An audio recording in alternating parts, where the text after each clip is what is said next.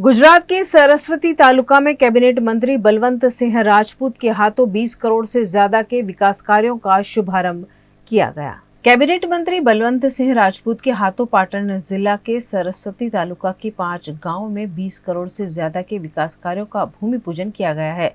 विकास कार्यों के तहत गांव के लोगों को नई सड़कें मिल सकेगी। इस मौके पर बलवंत सिंह राजपूत ने कहा कि सिद्धपुर और सरस्वती में विकास कार्यों को तेजी दी जा रही है। आज एक वातनो आनंद है, आनंदीय वातनो है कि गुजरातना मुख्यमंत्री आदरणीय भूपेन्द्रभाई पटेल साहेबे सिद्धपुर विधानसभा में अने खास करीने सरस्वती तालुका में जे अमारा विस्तारनी अंदर विकासना कामों ओछा थया था अने झड़पी वेग मळे ए बाबतनी व्यवस्था करी अने आज 20 करोड़ थी वधारे आ विस्तारनी अंदर जॉब नंबर आप्या छे।